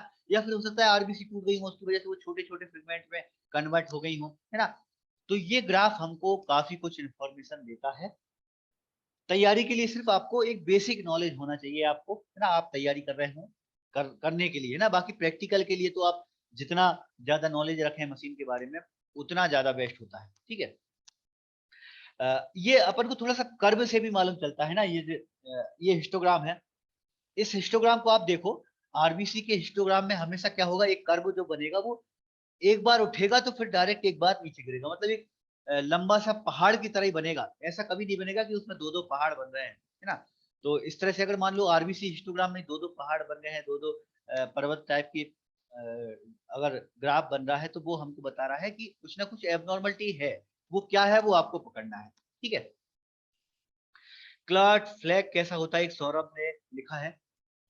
सौरभ यही मैं बात कर रहा था, मान लो कोई ऐसा पेशेंट है ना, हमने उसका सैंपल लिया लेकिन सैंपल हम उसको तुरंत ईडीटीए में नहीं डाल पाए। अगर ईडीटीए में हम अगर तुरंत सैंपल नहीं डाल पाए तो ऐसा हो सकता है कि उसके ब्लड के सैंपल के अंदर जो प्लेटलेट हो वो क्रम्प होने लग जाए, चिपकने लग जाए। प्लेटलेट का काम यही होता है, उनको अगर जरा सा भी लगता है कि कहीं पे ब्लीडिंग हो रही है ना, खासतौर पे ग्लास की सरफेस पे आते हैं तब भी बहुत सारे प्लेटलेट एक्टिवेट हो जाते हैं, है ना। तो ये प्लेटलेट जो एक दूसरे से चिपके हैं, वो चिपकने वाले जो प्लेटलेट हैं वो एक सेल की तरह हो सकते हैं, है ना। मतलब सेल की तरह साइज अगर उनका बन गया तो सेल काउंटर उसको थोड़ा सा सेल की तरह काउंट करेगा, है ना। तो इस तरह से फिर वो फ्लैग के थ्रू अपन को सेल काउंटर में हिस्टोग्राम में अपन को दिखेगा। हाँ, क्लॉट सैंपल में भी दिख सकता है, बिल्कुल ब्रजेश ने बिल्कुल सही बात पकड़ी हुई है ना। सेल सेल काउंटर से आप सीबीसी लगाते हैं तो इन चीजों पे आप फोकस किया करो, है ना। चलो अगले क्वेश्चन पे आते हैं अपन। RDW is significant parameter for the determination of RDW है ना। पैरामीटर बहुत सारे हैं, 22 पैरामीटर। तो एक स्टूडेंट नहीं बोला कि सर 22 पैरामीटर तो मैं ही लगाता हूँ, है ना। अब सेल काउंटर और ज्यादा एडवांस हुआ तो 22 से ज्यादा भी हो सकते हैं, है ना। ये मॉडर्न अगर कोई सेल काउंटर है तो वो और ज्यादा भी दे सकता है। बाकी 20-22 पैरामीटर आजकल बिल्कुल नॉर्मल हो गए हैं, है ना। उनमें एक पैरामीटर RDW है। आप लोग कभी प्रिंट आउट निकालना, तो जितने पैरामीटर आते हैं ना, उन पैरामीटर पे आप फोकस कर लेना, उनके क्या क्या मतलब होते हैं, है ना। RDW का मतलब होता है रेड सेल डिस्ट्रीब्यूशन विथ। इसका क्या मतलब है? इसका मतलब है कि सेल काउंटर ने जब ये सेल को काउंट कर रहा था, आरबीसी को काउंट कर रहा था, तो आरबीसी के साइज को वो नोटिस कर रहा था। आरबीसी में अगर बहुत सारी सेल के साइज में अगर वेरिएशन है, कुछ सेल छोटी है, कुछ सेल बड़ी है, या उनके शेप में थोड़ा सा डिफरेंट आ रहा है, तो ये सारा जो चेंजेस है वो आरडीडब्ल्यू के अंतर्गत आता है ना। आरडीडब्ल्यू की वैल्यू बड़ी हुई कब आएगी? जब आरबीसी के सेल के साइज और शेप में डिफरेंस हुआ। अब सेल साइज की डिफरेंट में कब होता है भाई? वो अपन ने थ्योरी में पढ़ा है। क्या पढ़ा था अपन ने? अगर शेप में साइज में वेरिएशन है तो उसको अपन एनिसोसाइटोसिस कहते हैं, शेप में वेरिएशन है तो पोइकुलोसाइटोसिस कहते हैं, है ना। अगर आरबीसी बिल्कुल ही गेंद बन गई है तो उसको अपन स्पेरोसाइटोसिस कहते हैं। और ये तीनों ही कंडीशन में आरडीडब्ल्यू की जो वैल्यू होती है वो बड़ी हुई होती है। आरडीडब्ल्यू में बड़ा हुआ आएगा अगर पेशेंट को एनिसोसाइटोसिस है, या फिर पोइकुलोसाइटोसिस है, या फिर उसको स्पेरोसाइटोसिस भी हो सकता है। ठीक है, तो ये तीनों ऑप्शन जो है वो इसके एकदम करेक्ट आंसर है। आरडीडब्ल्यू आरडीडब्ल्यू के अलावा पीडीडब्ल्यू भी होता है हमारा, प्लेटलेट डिस्ट्रीब्यूशन ब्रेथ। वो हमको प्लेटलेट के बारे में बताएगा कि कुछ प्लेटलेट छोटी है, कुछ अगर मान लो ऐसा हुआ कि कुछ प्लेटलेट छोटी है कुछ बड़ी हैं, तो पीडीडब्ल्यू की वैल्यू जो होगी वो ज्यादा होगी, है ना। आरडीडब्ल्यू में भी एक सीबी वैल्यू रहती है, एक एचडी वैल्यू रहती है। मैं ज्यादा डीप में नहीं जा रहा हूँ। सीबी और एचडी का मतलब क्या होता है ना। सीबी मतलब कोएफिशिएंट ऑफ वेरिएशन, एचडी मतलब स्टैंडर्ड ऑफ डेविएशन, है ना। दोनों के क्या मतलब हैं आप थोड़ा सा देख लेना कभी आपके पास अगर एक्स्ट्रा टाइम है तो, है ना। बाकी बहुत ज्यादा मैं अभी इसलिए मना कर रहा हूँ क्योंकि अभी टाइम कम है, तो जो चीजें जरूरी हैं अपन उन पे फोकस कर रहे हैं। रेड सेल विथ भी बोल सकते हैं, बहुत बढ़िया। आशोक यादव अपने बोला भाई इसको रेड सेल विथ भी बोल सकते हैं, बिल्कुल। सचिन ने मैं क्वेश्चन पूछा था कि आरडब्ल्यू का मतलब क्या है, तो पूरा नाम जो होता है वो रेड सेल डिस्ट्रीब्यूशन विथ ये होता है, रेड सेल डिस्ट्रीब्यूशन विथ, है ना। इसको मैं आपको व्हाट्सएप पे लिख के भेज दूंगा, या आप लोग ही गूगल पे सर्च करोगे तो आपको मिल जाएगा। इसमें आप लोगों का रिस्पॉन्स देखो, मैं 11 नंबर पे आप लोगों का रिस्पॉन्स था वो 19 लोगों का आंसर सही है भाई। बड़े कंफ्यूज हुए आज के टॉपिक में आप, मुझे लग भी रहा था कि देखो मैंने क्वेश्चन भले ही कम रखे, लेकिन 1 घंटे से ज्यादा क्लास अपनी हो गई है 15 क्वेश्चन में ही। मतलब मुझे मालूम था कि हर एक क्वेश्चन में मुझे डिस्कशन करना ही पड़ेगा। बहुत सारे क्वेश्चन ऐसे हैं जो समझने वाले हैं, क्योंकि ज्यादातर स्टूडेंट सीबीसी तो पढ़ते हैं पर मैनुअली पढ़ते हैं, ऑटोमेशन पे ज्यादातर स्टूडेंट ध्यान नहीं देते, लेकिन एग्जाम में क्वेश्चन आ सकते हैं। अगले क्वेश्चन पे आते हैं अपन। In which of the following anemia RBC curve shift left to right. RBC का जो कर्व होता है अगर वो लेफ्ट से राइट की तरफ शिफ्ट हो गया है, तो वो हमको कौन से एनीमिया के बारे में बता रहा है, ये आपको बताना है। देखो लेफ्ट शिफ्ट और राइट शिफ्ट दो वर्ड है। लेफ्ट शिफ्ट का मतलब होता है कि कर्व लेफ्ट की तरफ चला गया, राइट शिफ्ट का मतलब होता है कर्व राइट की तरफ चला गया। क्या देखा था भाई अपन ने? थोड़ी देर पहले अपन देख भी रहे थे कर्व को, अपन ने देखा था प्राइस जोन्स कर्व को देखा था अपन ने। उसमें अपन ने क्या देखा था? राइट शिफ्ट का मतलब होता है कि आरबीसी बड़े साइज की हैं ज्यादातर, लेफ्ट शिफ्ट का मतलब है कि आरबीसी जो है वो छोटे साइज की है। यहाँ पर क्वेश्चन क्या है? यहाँ पर शिफ्ट जो हुआ है वो लेफ्ट से राइट गया है, राइट शिफ्ट हुआ है। और राइट शिफ्ट में अपन ने क्या पढ़ा था? राइट शिफ्ट में अपन ने पढ़ा था कि साइज जो होता है वो आरबीसी का बढ़ जाता है, और बढ़ा हुआ साइज किसका होता है? अपना मैक्रोसाइट एनीमिया का। मैक्रोसाइट एनीमिया किसमें होता है वो भी अपन ने पढ़ा था, मेगालोब्लास्टिक एनीमिया। मेगालोब्लास्टिक एनीमिया में अपनी आरबीसी जो होती हैं वो बड़े साइज की हो जाती है भाई, है ना। तो ध्यान रखना आप, मेगालोब्लास्टिक एनीमिया में आरबीसी बड़े साइज की होंगी। और आरबीसी का बड़ा साइज जब होगा तो प्राइस जोन्स कर्व में वो जो कर्व कर्व है, जो ग्राफ है वो राइट की तरफ खिसक जाएगा। लेफ्ट की तरफ कब खिसकेगा? जब आरबीसी छोटे साइज की होंगी। और कब होगा वो? आयरन डेफिशिएंसी एनीमिया में, खास तौर पे आयरन डेफिशिएंसी एनीमिया की कंडीशन में वो लेफ्ट की तरफ खिसकेगा। मेगालोब्लास्टिक एनीमिया की कंडीशन में राइट की तरफ खिसकेगा। बाकी और दूसरे जो एनीमिया में है उनमें भी थोड़ा बहुत तो चेंजेस आएगा ही आएगा, लेकिन ये मेन दो है, आयरन में लेफ्ट, मेगालो में राइट। ये आप जरूर याद रख लेना। 12 नंबर पे आप लोगों का रिस्पॉन्स देखूं मैं, 14 लोगों ने आंसर दिया भाई सही इसका। आयरन वाले ऑप्शन पे बहुत लोग कंफ्यूज हुए, 16 लोगों ने आंसर दिया है पहला। उल्टा आंसर दे दिया आप लोगों ने। अगर क्वेश्चन में शिफ्ट राइट टू लेफ्ट होता तो पहला आंसर होता, शिफ्ट लेफ्ट टू राइट है मतलब मेगा राइट। ठीक है, इसमें कोई इमेज डाली है क्या? मैंने डाली है, देख। चलो तो मैं इसको थोड़ा समझा भी देता हूँ। देखो आप इस इमेज को ध्यान से देखो आप, ये अपना बीच में नॉर्मल कर्व है, जो आपको डार्क ब्लैक कलर की लाइन दिख रही है। ब्लैक कलर में एक जो आपको ब्लू कलर में, लाइट ब्लू कलर में लाइन दिख रही है, ये अपना राइट शिफ्ट है। राइट शिफ्ट में आरबीसी जो होती है वो बड़े साइज की हो जाती है, मैक्रोसाइट हो जाती है। वो मैक्रोसाइट आरबीसी मेगालोब्लास्टिक एनीमिया की कंडीशन में। यहाँ पर जो आपको रेड डॉट डॉट की लाइन दिख रही है, वो हमको बता रही है कि अगर यहाँ पर ग्राफ बनता तो क्या होता? तो ये होता कि भाई वो ग्राफ हमको ये बताता कि आरबीसी जो है वो ज्यादातर छोटे साइज की है, माइक्रोसाइट है। और माइक्रोसाइट एनीमिया कब पढ़ा था अपन ने? Microcytic anaemia, hypochromic microcytic hypochromic anaemia अपना आयरन डेफिशिएंसी एनीमिया में होता है। लेफ्ट की तरफ आयरन डेफिशिएंसी, राइट की तरफ मैक्रोसाइट एनीमिया। ठीक है, मेगालोब्लास्टिक एनीमिया। सचिन का एक मैसेज है कि राइट लेफ्ट कौन सा वाला साइड है सर? देखो हाँ, बढ़िया, बहुत अच्छा सचिन ने क्वेश्चन पूछ लिया। इसमें राइट लेफ्ट में अपन को थोड़ा कंफ्यूज हो सकते हैं ना। यहाँ पे भी मैं बता रहा हूँ तो मेरे लिए भी बड़ा उल्टा हो रहा है ना। जैसे मैं ये हाथ उठा रहा हूँ, मेरा राइट है, ये हमारा लेफ्ट है, लेकिन पढ़ाते टाइम आपके सामने जो नोट्स रखे हैं, बुक रखी है ना।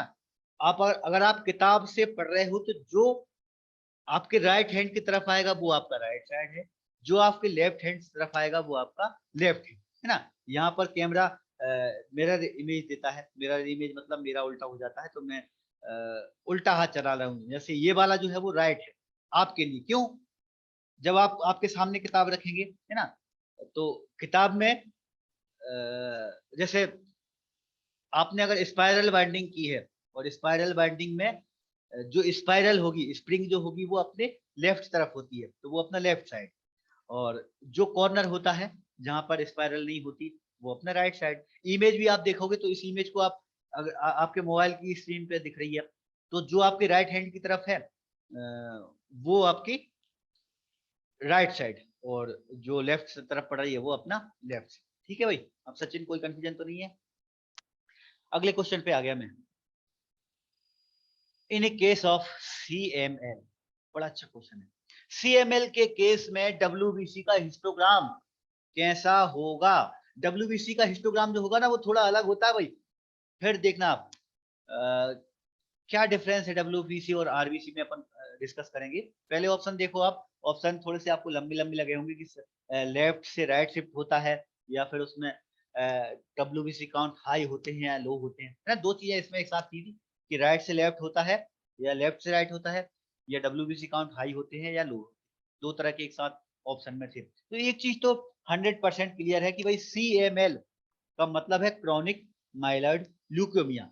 उसमें करीब WBC जो होते हैं वो हमारे 50,000 के आसपास हो सकते हैं। 50,000 के है मतलब WBC का काउंट तो हाई है, ये तो 100% है। ल्यूकीमिया तो जितने भी होते हैं उनमें WBC का काउंट हमेशा हाई होते ही हैं। कितने हाई हों फिर वो अलग अलग डिपेंड करेगा। एक्यूट की कंडीशन में थोड़े ज्यादा होते हैं, 1 लाख के आसपास। क्रोनिक की कंडीशन में थोड़े कम होते हैं। क्रोनिक थोड़ा सा कंफ्यूज करता है अपन को। क्रोनिक कंफ्यूज क्यों करता है? क्योंकि एक नॉर्मल इन्फेक्शन के टाइम पर भी WBC काउंट बढ़ते हैं। कई बार ऐसा होता है कि अगर पेशेंट को बैक्टीरियल इन्फेक्शन है, वायरल इन्फेक्शन है, तो उसके काउंट 20-25 हजार तक भी पहुंच जाते हैं, ऐसा देखने को मिला है ना। तो 20-25 हजार पहुंच गए तो ऐसा नहीं कि आप 20-25 हजार को ल्यूकेमिया समझ बैठो, है ना। वो ये अपन को डायग्राम, ये जो ग्राफ है ना, वो बहुत अच्छे से अपन को बताया। मैं यही बात कर रहा हूँ भाई, सेल काउंटर से जब आप रिपोर्ट करते हैं तो वो फोकस किया करो आप। वो अपन को बड़ी इनके बारे में इंफॉर्मेशन देता है ना? अगर काउंट बढ़े हुए भी आए तो ये जरूरी है कि वो शिफ्ट हो रहा है कि नहीं हो रहा। अगर वो शिफ्ट नहीं हो रहा है तो काउंट में डब्ल्यूबीसी उसकी बिल्कुल नॉर्मल ही है, एबनॉर्मल नहीं है, ब्लास्ट नहीं है। एक बार इसका आंसर देखते हैं, फिर इसको मैं बात करूं। बिल्कुल, बैक्टीरियल और पैरासाइट की कंडीशन में बढ़ता है, लेकिन फिर भी उसमें भी अलग अलग कंडीशन है भाई। टाइफाइड की कंडीशन में कम हो जाते हैं काउंट, है ना? वायरल की कंडीशन में कुछ जगह पे कम होती है। सीएमएल की कंडीशन में देखो, पहला ऑप्शन इसमें सही है, और पहले ऑप्शन में दो चीजें हैं। एक तो डब्ल्यूबीसी का काउंट हाई होगा, ये तो सीएमएल लिखा है मतलब डब्ल्यूबीसी का काउंट हाई। देखो ये नीचे वाले जो दो ऑप्शन हैं जिसमें लो डब्ल्यूबीसी लिखे हैं, लो तो टीएलसी, ये तो पॉसिबल ही नहीं है। ल्यूकेमिया में कभी काउंट कम नहीं होगा, है ना? कुछ कंडीशन ऐसी हैं जैसे टाइफाइड है या दूसरे कुछ है ना, उनमें काउंट कम हो जाते हैं, लेकिन ल्यूकेमिया में हमेशा बढ़ेगा। तो इन दो में से ही एक पॉसिबल था आंसर, लेकिन अपन को बताना कि लेफ्ट से राइट जा रहा है कि राइट से लेफ्ट जा रहा है, ये अपन को बताना था। तो भाई सीएमएल की कंडीशन में क्या होता है, अगर ये आपको मालूम है तो 100% आंसर दे पाओगे आप। सीएमएल की कंडीशन में क्या होता है, एक बार मैं ग्राफ खोल रहा हूँ डब्ल्यूबीसी का हिस्टोग्राम, इसको एक बार देखो आप। इसमें ये वाला जो ग्राफ है, राइट वाला, ये अपन को न्यूट्रोफिल्स बताता है, लेफ्ट वाला जो है वो अपन को लिम्फोसाइट बताता है। शुरुआत में अपन ने लिम्फोसाइट का जब अपन ने देखा था कि 35 से लेकर लगभग 100 तक का जो साइज होता है वो अपने लिम्फोसाइट का साइज होता है। इस डब्ल्यूबीसी वाले हिस्टोग्राम में बीच वाले जो है वो बेसोफिल, मोनोसाइट, यूरोसिल के लिए रहते हैं। न्यूट्रोफिल्स का हिस्टोग्राम आगे की तरफ होता है। अगर पेशेंट को क्रोनिक माइलॉइड ल्यूकेमिया है तो क्या होता है, क्रोनिक माइलॉइड ल्यूकेमिया की कंडीशन में पेशेंट के न्यूट्रोफिल्स का परसेंटेज ज्यादा हो जाता है, और और क्या होगा, और उसके काउंट बढ़ेंगे। काउंट बढ़ेंगे मतलब डब्ल्यूबीसी की काउंट बहुत ज्यादा बढ़ेंगे। देखो माइलॉइड ल्यूकेमिया है, इसका मतलब लिम्फोसाइट के काउंट कम होंगे। दोनों का जो रेशो चलता है वो बिल्कुल बराबर एक साथ चलता है ना? लिम्फोइड सीरीज में अगर सेल कम जा रही है, इसका मतलब माइलॉइड सीरीज में जा रही है ना। अगर किसी को माइलॉइड ल्यूकेमिया है मतलब 100% उसकी जो स्टेम सेल्स निकली है वो लिम्फोइड सीरीज में ना जाकर माइलॉइड सीरीज में जा रही हैं। मतलब वो लिम्फोसाइट ना बनाकर माइलॉइड सीरीज की सेल बना रही है, न्यूट्रोफिल्स बना रही है, यूरोसिल बना रही है ना? तो भाई इसका मतलब क्या हुआ कि न्यूट्रोफिल्स ये वाला जो ग्राफ होगा वो ज्यादा होगा, लिम्फोसाइट वाला जो ग्राफ होगा वो छोटा हो जाएगा। तो मतलब ये जो ग्राफ है वो कैसा खिसक जाएगा, राइट की तरफ खिसक जाएगा। यही हमारे क्वेश्चन ने पूछा था भाई। इसमें इसमें जब ये राइट शिफ्ट होता है तो ये हमें बताता है कि न्यूट्रोफिल्स का काउंट ज्यादा है। न्यूट्रोफिल्स का काउंट जब ज्यादा होगा तब राइट शिफ्ट होगी, है ना? देखो डब्ल्यूबीसी में अलग अलग चीजें हैं। डब्ल्यूबीसी और आरबीसी के हिस्टोग्राम में बहुत डिफरेंट है। आरबीसी की जब अपन बात कर रहे थे तो आरबीसी में राइट शिफ्ट का मतलब था कि साइज बड़ी है आरबीसी की। डब्ल्यूबीसी में अपन बात करेंगे तो डब्ल्यूबीसी में अगर राइट शिफ्ट है इसका मतलब न्यूट्रोफिल्स का काउंट ज्यादा है। लेफ्ट शिफ्ट है मतलब लिम्फोसाइट का काउंट ज्यादा है। लिम्फोइड सीरीज के सेल ज्यादा बनेंगे तो लेफ्ट शिफ्ट होगा, माइलॉइड सीरीज के सेल ज्यादा बनेंगे तो राइट शिफ्ट होगा। कॉमन माइलॉइड ल्यूकेमिया की कंडीशन में माइलॉइड सीरीज के सेल जो होते हैं वो ज्यादा बनते हैं, मतलब राइट शिफ्ट होगा। और डब्ल्यूबीसी का काउंट तो ज्यादा होगा ही क्योंकि वो ल्यूकेमिया है भाई। ठीक है, आप लोगों का आंसर देखो, मैं 13 लोगों के आंसर सही थे। बहुत सारे लोगों को एक बात तो समझ में आ गई कि काउंट कम नहीं होगा, लेकिन पहले और दूसरे वाले ऑप्शन में बहुत सारे लोग कंफ्यूज हुए। ज्यादातर लोगों ने 18 लोगों ने दूसरा आंसर दिया, 13 लोगों ने पहला दिया। कम लोग हैं सही आंसर वाले। 18 लोगों ने हाई काउंट से समझ में आ गया कि ल्यूकेमिया में हाई काउंट होगा, लेकिन राइट से लेफ्ट शिफ्ट कर दिया भाई। लेफ्ट शिफ्ट नहीं होगा अपने सीएमएल में, सीएलएल अगर होता, है ना? ये ग्राफ खोलो आप, डब्ल्यूबीसी का मैंने उल्टा खोल दिया, आरबीसी खोल दिया। देखो ल्यूकेमिया में एक माइलॉइड ल्यूकेमिया है, एक लिम्फोइड ल्यूकेमिया है। लिम्फोसाइटिक अगर ल्यूकेमिया किसी को है, सीएलएल या एएलएल है, तो उस कंडीशन में लेफ्ट शिफ्ट होगा। अगर सीएमएल है, एएमएल है, तो राइट शिफ्ट होगा। समझ में आ रही बात आपको? राइट शिफ्ट मतलब एएमएल, सीएमएल, लेफ्ट शिफ्ट मतलब सीएलएल और एएलएल। ठीक। हेमंत का एक मैसेज है कि सर एक्सीडेंट वाले केस में टीएलसी काउंट बढ़ते हैं, बड़ा हुआ क्यों आता है? हेमंत, जब भी एक्सीडेंट होगा तो क्या होगा, दो चीजें होंगी। पहली चीज तो ये होगी, एक्सीडेंट के टाइम पे ब्लड बाहर की तरफ बह जाता है ना, तो आरबीसी जो काउंट होते हैं वो कम हो जाते हैं। आरबीसी कम होते हैं तो उसकी वजह से प्रोपोर्शनली डब्ल्यूबीसी काउंट थोड़े से बढ़े आते हैं, है ना। दूसरा ये है रीजन कि भाई एक्सीडेंट होगा, तो उस टाइम पर कुछ फॉरेन मतलब अपनी जो बॉडी है उसको लगेगा कि भाई बैक्टीरिया वायरस ना घुस जाए, इसलिए तो वो पहले से ही सैनिकों को तैयार करने के चक्कर में डब्ल्यूबीसी के काउंट को बढ़ा देता है, इसलिए डब्ल्यूबीसी काउंट जो होते हैं वो बढ़ जाते हैं, है ना। दो रीजन है इसके। चलो आगे बात करें अपन अगले क्वेश्चन पे।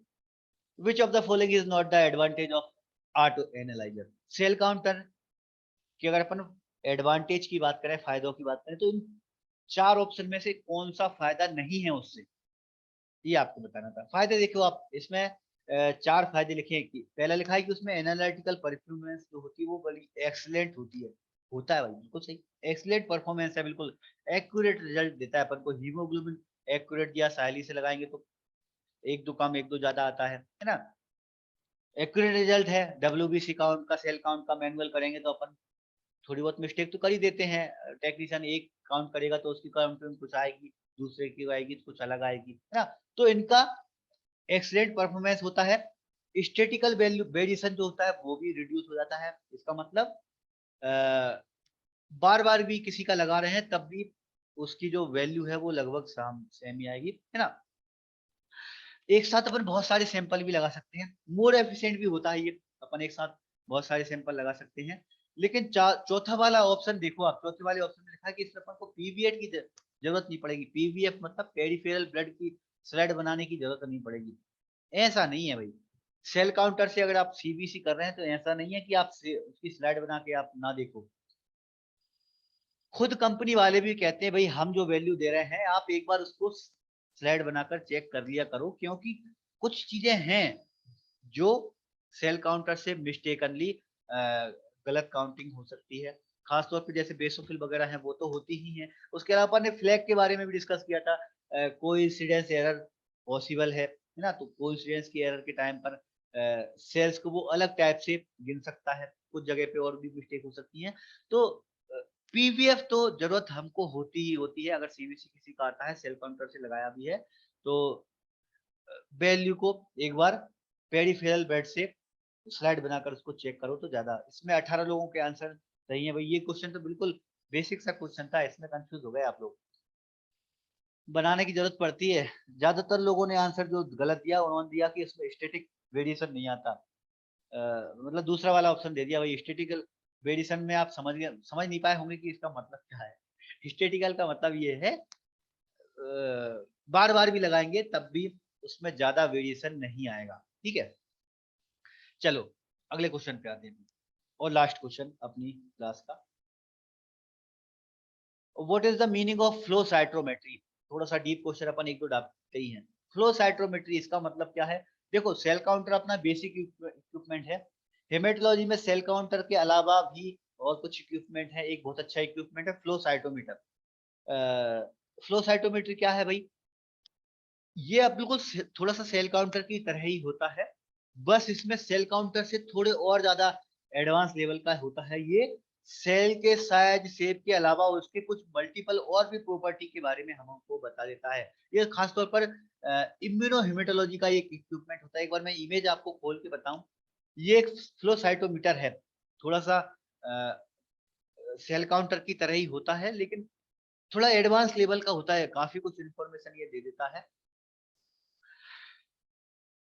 इसके अंदर की जो प्रोसेस होगी, है ना, वो क्या करेगी, सेल साइज के अलावा कुछ और भी प्रॉपर्टी के बारे में हमको बताएगी फ्लो साइटोमेट्री में, है ना। इसमें पूरी प्रोसेस में क्या होता है, एंटीजन एंटीबॉडी का अपन यूज करते हैं, फ्लोरेसेंस डाई का यूज करेंगे, है ना। जिस तरह से अपन एलाइजा रहता है, एलाइजा वाली जो मेथड रहती है ना वो इसमें चलती है। उसमें जो सेल्स रहती है उनमें पहले एंटीजन एंटीबॉडी कोटेड रहती है, कोटेड कर दी जाती है, फिर उसमें फ्लोरेसेंस डाई को ऐड कर दिया जाता है और उसके बाद फिर उसकी काउंटिंग की जाती है ना।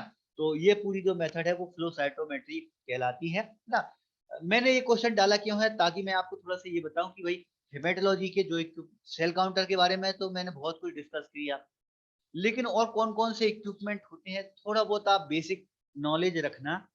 आरआरबी ने कई क्वेश्चन ऐसे पूछे थे जो उन्होंने सिर्फ इक्विपमेंट की इमेज रख दी और इमेज के बाद उन्होंने बोला कि ये कौन सा इक्विपमेंट है, या इक्विपमेंट में भी उन्होंने कहा कि ये उसकी क्या चीज है। इस तरह से क्वेश्चन बन सकते हैं, या कभी थोड़े बहुत बेसिक क्वेश्चन आ सकते हैं कि जैसे फ्लो साइटोमेट्री वाला जो इक्विपमेंट होता है उसका हम किसके लिए यूज करते हैं, तो वो इम्यूनो हेमेटोलॉजी के लिए होता है। अपने सेल के जो साइज शेप होते हैं उनके अलावा भी वो कुछ और भी मल्टीपल प्रॉपर्टी के बारे में हमको बता देता है ना। आरएनए डीएनए के बारे में हमको काफी कुछ इंफॉर्मेशन दे देता है। ठीक है भाई, तो ये हमारे 15 क्वेश्चन थे। 15 नंबर का आप लोगों का रिस्पॉन्स सिर्फ 2 लोग ही आंसर दे पाए थे, तो कोई बात नहीं, थोड़ा अलग हटके भी क्वेश्चन था, एग्जाम के लेवल का क्वेश्चन नहीं था, हार्ड लेवल का था। फिलहाल पहले मैं 1 मिनट के लिए रुकूंगा, फिर कुछ बातें करेंगे अपन, कुछ गाइडेंस वाली बातें करेंगे। जो मेरे से भाई कुछ टाइम से फोन आ रहे हैं, उन पे अपन बात करेंगे 2-5 मिनट, उसके बाद अपन क्लास को ओवर करेंगे।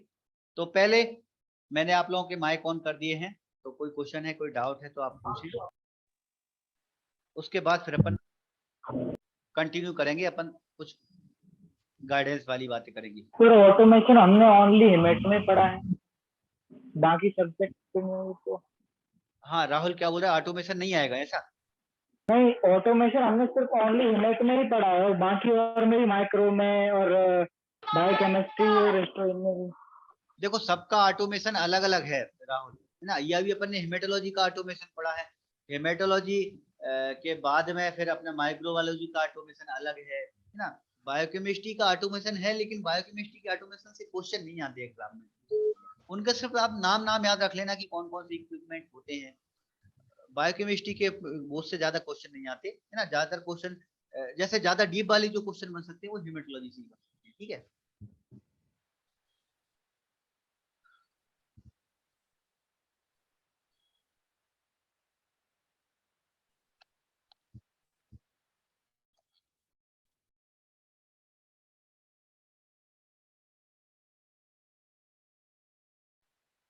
चलो चलो, तो भाई कुछ टाइम से मेरे पास कुछ स्टूडेंटों के फोन आ रहे हैं और कुछ थोड़े बहुत मुझसे डाउट पूछते हैं, क्वेश्चन करते हैं, है ना। तो मैंने सोचा कि भाई क्लास में अपन उनको डिस्कस कर ले, तो बाकी के स्टूडेंट को भी थोड़ा हेल्प मिल जाएगी, थोड़ा बहुत गाइडेंस मिल जाएगी ना मेरी तरफ से, मेरा व्यू क्या है वो थोड़ा सा आपको मालूम चल जाएगा, है ना। एक दो स्टूडेंटों ने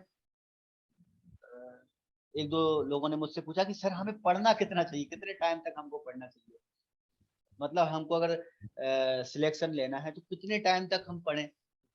ये क्वेश्चन तो भाई ऐसा है कि हम रनिंग की तैयारी कर रहे हैं तो कितने टाइम तक दौड़े, वो तो कितना टाइम आपको मिल रहा है, जितना टाइम आपको मिल रहा है उतना पढ़ाई करो आप।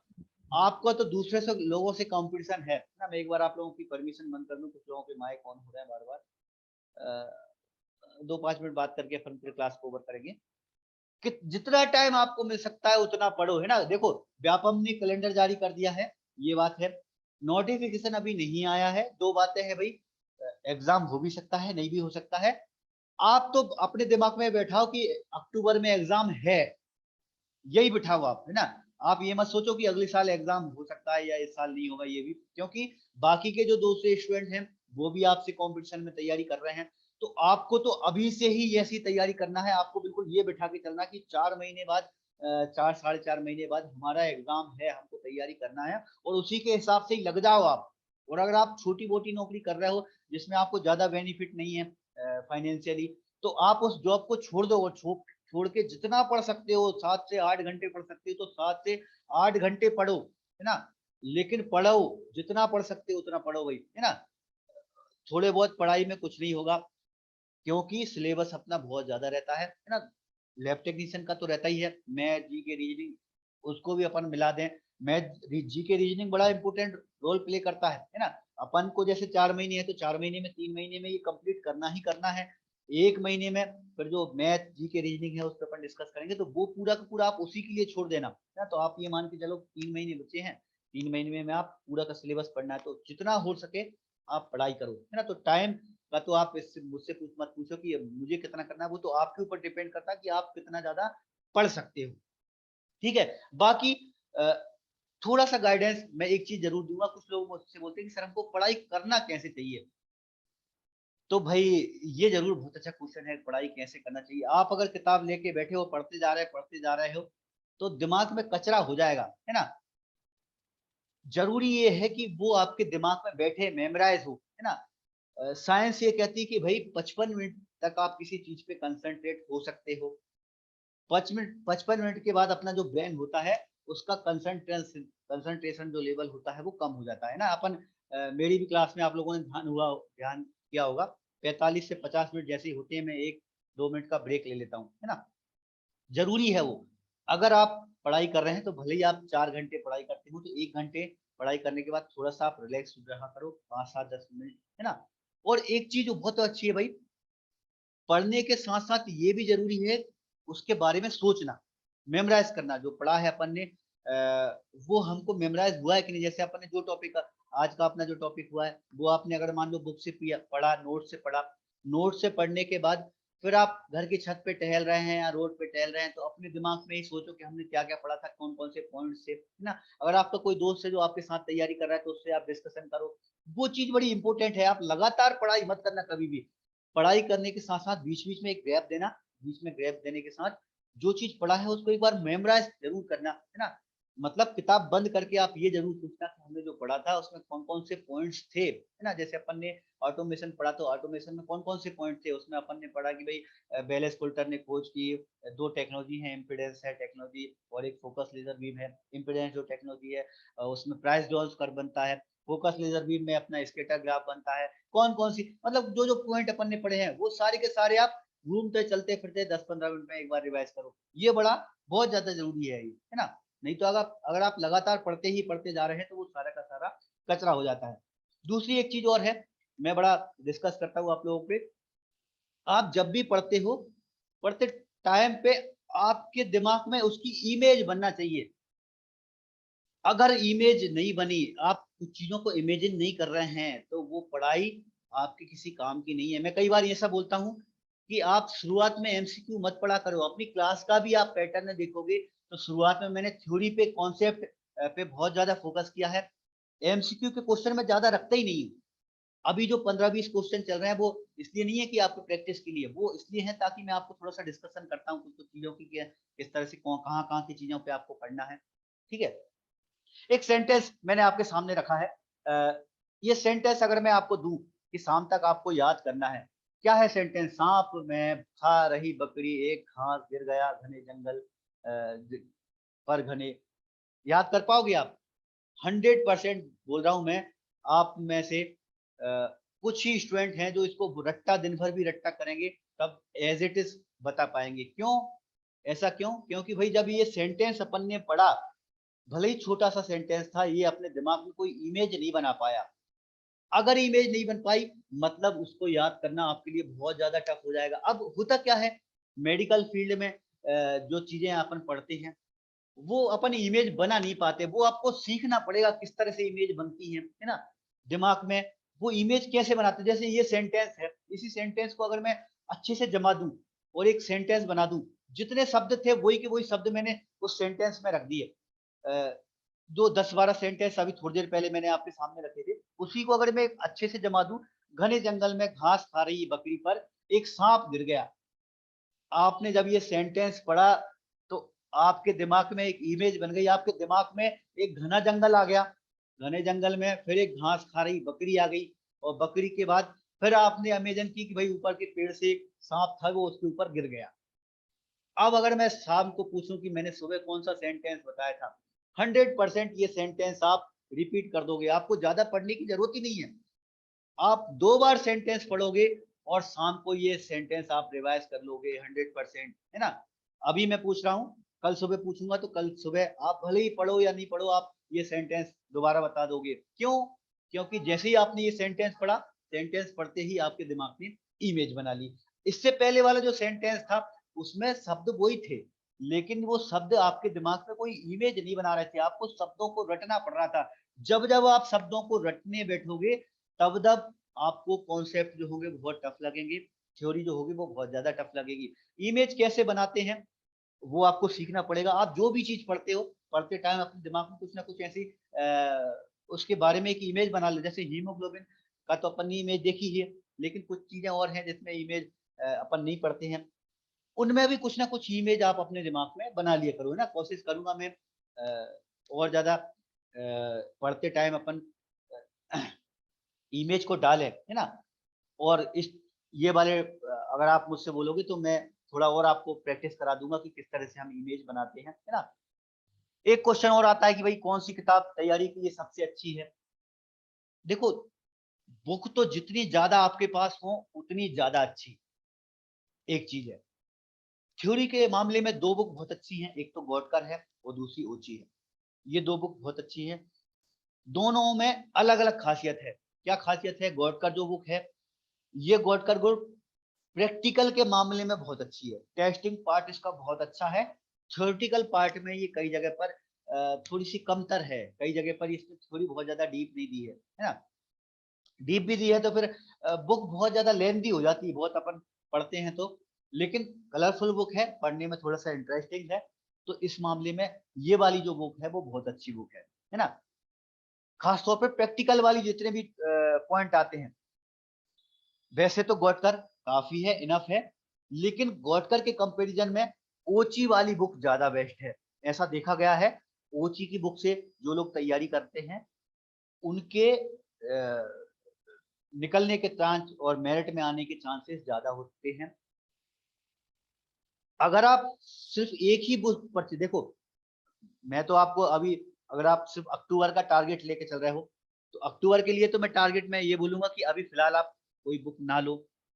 अभी तो आप थ्योरी जो मैं नोट्स दे रहा हूँ उस पर आप कंसंट्रेट कर लो। अगर आप नए स्टूडेंट हैं मेरी क्लास में, अगर पुराने स्टूडेंट हैं तो फिर तो मैं जरूर बोलूंगा कि दोनों ही बुक खरीद लो आप। दोनों में से अगर आप बोलो कि सर मुझे कोई एक ही बुक बताओ कि कोई एक बुक मैं खरीद सकता हूँ, दोनों में से कौन सी खरीदूं, तो ओची ज्यादा बेस्ट है। ओची में थ्योरेटिकल पोर्शन बहुत अच्छा है। कॉन्सेप्ट बिल्कुल बहुत सिस्टमेटिक तरीके से जमाए गए हैं ओची वाले बुक में। प्रैक्टिकल पोर्शन इसका थोड़ा कंफ्यूजन वाला है। प्रैक्टिकल पोर्शन के मामले में ओची बुक बहुत कम है। गॉडकर के मामले में थोड़ी बुक, एक चीज और है कि ये ब्लैक एंड व्हाइट बुक है तो पढ़ने में थोड़ी इंटरेस्टिंग भी नहीं रहती। बाकी गॉडकर के कंपैरिजन में, गॉडकर में पेज बहुत ज्यादा है, बहुत मोटी बुक है। उसके कंपैरिजन में अपन देखें, उससे ज्यादा मटेरियल है ओची में, सिस्टमेटिक तरीके से है और बिल्कुल जमे हुए लेवल पे है ना। ओची में भी है लेकिन प्रैक्टिकल पोर्शन बहुत ज्यादा अच्छा है। थ्योरेटिकल पोर्शन के मामले में ओची बहुत ज्यादा पढ़ते हैं तब अपन को कुछ चीजें निकल के आती है ना। मतलब थ्योरी अपन जब ज्यादा इतना पढ़ेंगे तो इतना मिलेगा, ओची में इतना पढ़ेंगे तो अपन को लगभग इतना ही मिल जाएगा, है ना। तो ओची थ्योरी के मामले में बहुत अच्छी बुक है। एमसीक्यू के मामले में तो मैं बोलूंगा कि भाई जितनी बुक मार्केट में अवेलेबल होती है वो सभी परचेज कर लो आप तो, है ना। लेकिन एमसीक्यू की अभी तक ऐसी कोई बुक नहीं है जिसमें कोई मिस्टेक ना हो। जितनी भी बुक मेरे पास तो लगभग हर बुक है जो मार्केट में अवेलेबल होती है, लेकिन हर बुक में कुछ ना कुछ मिस्टेक है ही। मैंने इमेज जानबूझ के नहीं डाली है। योगेश कुमार बहुत अच्छी बुक है, क्वेश्चन की संख्या बहुत ज्यादा है उसमें, लेकिन उसकी एक डिसएडवांटेज है, क्वेश्चन ज्यादा बनाने के चक्कर में कुछ फालतू के क्वेश्चन उसमें बहुत डले हैं, है ना। मतलब जब आप 100 क्वेश्चन पढ़ोगे तो उसमें से 100 में से 30 क्वेश्चन ही आपके काम के हैं, या 50-60 क्वेश्चन आपके काम के हैं, 30-40 क्वेश्चन उसमें फालतू के हैं। तो वो टाइम वेस्ट बड़ी करती है योगेश कुमार। बाकी आपके पास टाइम है तो बहुत अच्छी बुक है। स्मृति सेठी बहुत अच्छी बुक है। उसमें एक बहुत अच्छा फायदा है कि उसमें पहले थ्योरी है उसके बाद में एमसीक्यू दिए हैं, लेकिन मिस्टेक बहुत ज्यादा है इसमें स्मृति सेठी में, है ना। ये दो बुक एमसीक्यू के मामले में अच्छी हैं। इनके अलावा और भी बुक आती हैं, आप अमेजोन पे सर्च करोगे तो बहुत सारी बुक आपकी मिल जाएगी, है ना। बाकी नोट्स, अगर आप नए हैं तो अभी फिलहाल आप ज्यादा मत उलझो।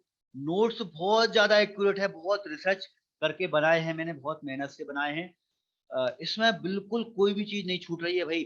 अगर आप नोट से पढ़ रहे हैं तो मेरी गारंटी है, नोट्स के ही जितने पॉइंट हैं अगर आप उसको कवर कर लोगे। नोट्स में देखो, जो चीज आती है वो ही कवर है, जो चीज नहीं आती उसको मैंने शामिल ही नहीं किया। पॉइंट टू पॉइंट मैंने सब कुछ इंक्लूड किया है। तो अगर आप नए हैं तो फिलहाल आप नोट से पढ़ो, उतना आपके लिए इनफ है। और बुक से भी आप साथ साथ में पढ़ते चलो तो ये ज्यादा अच्छा। वो आपके टाइम के ऊपर है, टाइम कम है तो आप नोट से ही पढ़ो, उतना ही इनफ है। ठीक है, टाइम। चलो तो थोड़ी सी गाइडेंस पे अपन ने बात कर ली, तो आज की क्लास में बस इतना ही। मिलेंगे अपन कल। इसकी रिकॉर्डेड क्लास कल सुबह होगी, और नाइट में जो क्लास होगी वो 11 तारीख से चालू होगी। 11 तारीख से अपन रात को 9:15 बजे से क्लास रखा करेंगे। तो मेरी कोशिश ये है कि मैं एक बैच और शुरू कर दूं। तो अपना ये वाला देखो, मैंने जब आप लोगों से फीडबैक लिया तो फीडबैक में जितने पुराने स्टूडेंट हैं उन लोगों ने, ज्यादातर लोगों ने ना, कुछ 2-4 लोग ही हैं जिन्होंने नाइट का बोला, बाकी ज्यादातर पुराने स्टूडेंट ने कहा कि सर यही टाइम ज्यादा अच्छा है, शाम को इवनिंग वाला। नए स्टूडेंट जितने भी हैं सबने ये कहा कि सर नाइट में रखो आप टाइम, नए स्टूडेंट के लिए नया टाइम नाइट में चाहिए उनको। तो देखते हैं अपन। मेरी कोशिश ये है कि नाइट में एक अलग से बैच स्टार्ट कर दूं मैं। टॉपिक नंबर 1 से अपन स्टार्ट कर देंगे, तो उसमें पुराने स्टूडेंट को भी फायदा है।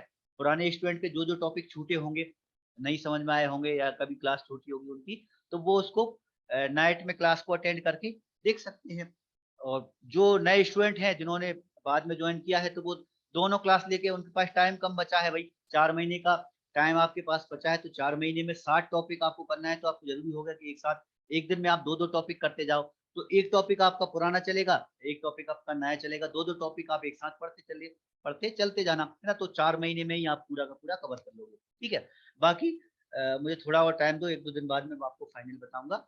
बाकी दूसरी क्लास, अवधेश ने लिखा कि नाइट में हमारी दूसरी क्लास भी चलती है। चलो 11 तारीख से अपना शुरू हो गया नाइट में। बाकी मैं आपको फाइनल आपको बता दूंगा कि क्या हम कर रहे हैं, इसी बैच को ही शिफ्ट कर रहे हैं या एक और बैच शुरू कर रहे हैं। बाकी चांसेस ज्यादा हैं कि मैं एक और बैच दूसरा चालू कर रहा हूँ, जिसमें नाइट में हम शुरू से ही क्लास को शुरू से स्टार्ट करेंगे। ठीक है, कार्तिका या फिर कार्तिका के अलावा जो भी नए स्टूडेंट हैं जिनको अभी नोट्स नहीं मिले हैं, नोट्स हेमेटोलॉजी के पूरे तैयार हो चुके हैं। अभी तक के 32 तक के जो नोट्स हैं वो तैयार हो चुके हैं, मेरे से पीडीएफ में कन्वर्ट नहीं हो पाए थे आज नाइट दिन में।